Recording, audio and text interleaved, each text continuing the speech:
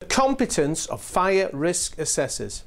Now, fire safety legislation requires that for most premises, except private dwellings, a fire risk assessment must be carried out to determine the risks to people from fire.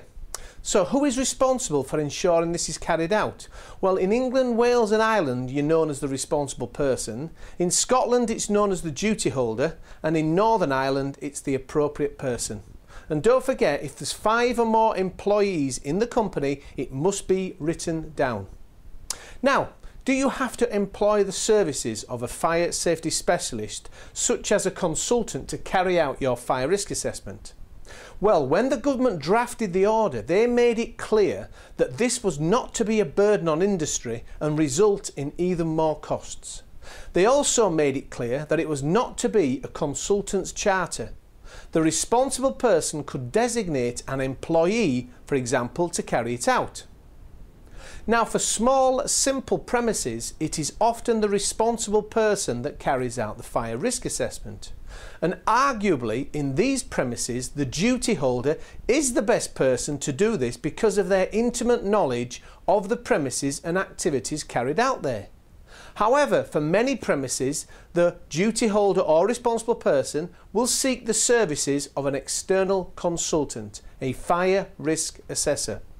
Now, in the case of larger, more complex or high-risk premises, this is often appropriate as the task might fall well beyond the ability of the responsible person. However, the government did make some amendments to the early fire safety order, and they made it clear that whoever carried out the risk assessment, they had to be deemed to be competent to ensure the risk assessment was suitable and sufficient. And it's very clear now that this is not an umbrella to the responsible person. Getting somebody else to do it is not an umbrella. Hotel fire risk assessment.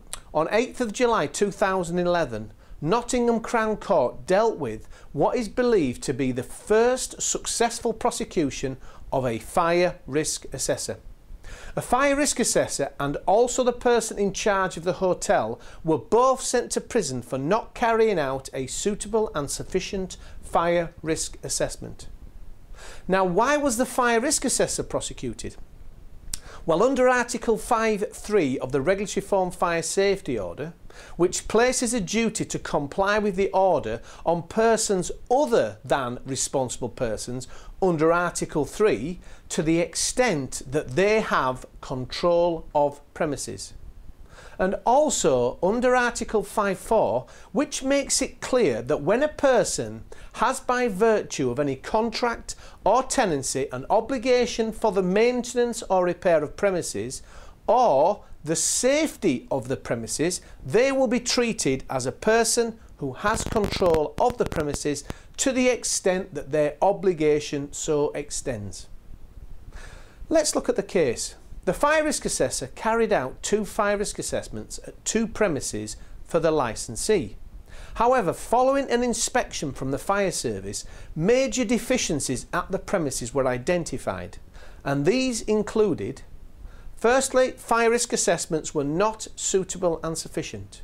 They had inadequate fire doors at the premises comprising the escape routes. An emergency exit was locked.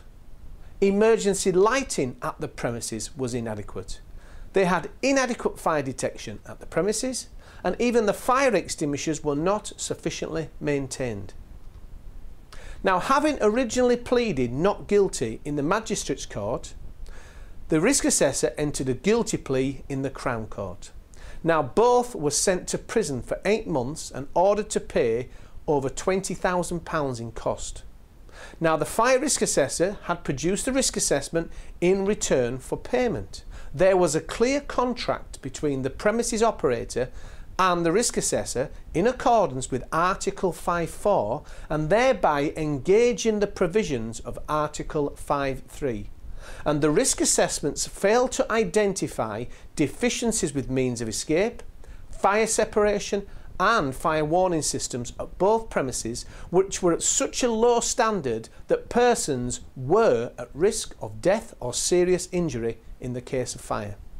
Now, evidence was also provided from an enforcement officer at the local fire authority, and it quoted deviations from Her Majesty's Government guidance for fire risk assessments in places providing sleep and accommodation. He used that as a benchmark to show and highlight the significant deviations. Now, the importance of ensuring the competence of persons offering services to undertake fire risk assessments was clearly accepted by the judge, who stated, "It seems to me an example has to be set about risk assessors who are not with appropriate qualifications." Let's summarise then. All persons who take on any duties under the order are accountable for their actions, but the primary responsibility rests with employers, that is the occupiers and the owners. However, Article 5.3 was clearly designed and drafted to ensure that others may be caught. The sentence was very significant, and not only does it send out a message regarding the seriousness of these offences, but it also demonstrates that even when custody is imposed, they'll even impose a fine. Now, there was an appeal against sentence which went to the Court of Appeal, but it was refused, and the Court of Appeal stated, "We emphasise, as did the judge, the importance of the role of assessors under the 2005 order. People's lives depend on it. The importance of the role is emphasised by the fact that the 2005 order provides for sentences of imprisonment to be imposed. So clearly the responsible person or the duty holder has to ensure that they appoint a competent person to do the fire risk assessment, otherwise they are culpable." How many fire risk assessments do you think have been carried out in the United Kingdom? How many? Thousands of them. Are they valid? Were they carried out by a competent person?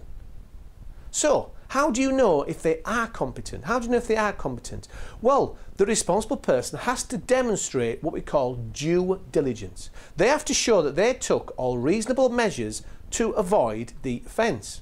Because out there are good and there are bad fire risk assessors. One example. A rat catcher in London sent out information to a number of clients and said, "If you book me for rat catching in your premises, I will do a free fire risk assessment for you. I'll do it free for you." Do you think that that fire risk assessment is going to be a suitable and sufficient fire risk assessment? And do you think that the responsible person who booked the rat catcher to do the risk assessment has shown due diligence? I think not. Now, if they look competent, are they? Just because they wear a uniform does not mean that they are competent to do what they are doing. Even in the fire service, there are officers that have a good knowledge of fire safety standards and others who may not. So don't be fooled by someone walking around with a clipboard. Now, also, make sure that you give them sufficient time to carry out the fire risk assessment. I always remember talking to a fire risk assessor who had to carry out 7 fire risk assessments in one day. 7. How could you do that? You can't. There's no way I think that one person could carry out 7 suitable and sufficient fire risk assessments in one day. And they've got to travel in between. Not only that, the company that may obviously do these many risk assessments, in my opinion, would also be accountable should there be a prosecution. Because they must know that you can't do that. But obviously, you don't want to lose his job.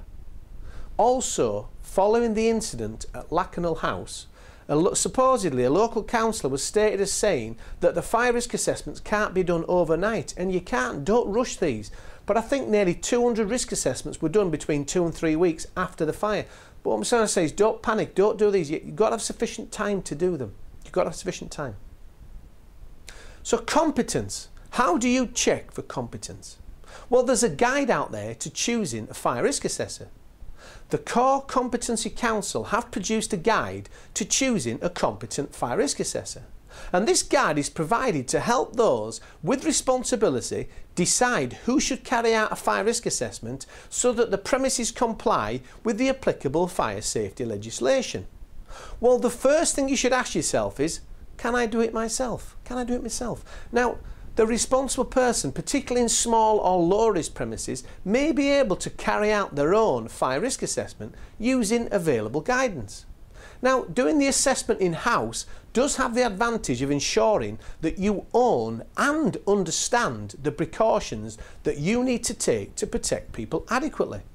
However, those carrying out a fire risk assessment must be satisfied that they are able to, first of all, identify the fire hazards, in other words, the potential causes of fire. They should be able to identify people at risk. They should be able to evaluate fire safety measures provided and or required to protect people, for example, escape routes and fire alarm systems. They should be able to review the arrangements for the management of fire safety, for example, your fire procedures, your staff training and your fire drills, and your maintenance of your fire safety precautions. They should also be able to formulate an action plan and record the significant findings, and if necessary put them in the plan, action plan, and keep the assessment up to date. You need, however, to know your limits. If you feel, having read the guidance, that you do not have an appropriate knowledge or understanding of fire safety and the risk to people from fire to comply effectively with the legislative requirements, or that you are unable to invest sufficient time and resources to do justice to this very important task, you will need to appoint a specialist to carry out the risk assessment for you. Now, this specialist must identify the fire safety measures that need to be in place. However, the responsible person should maintain close involvement in the process.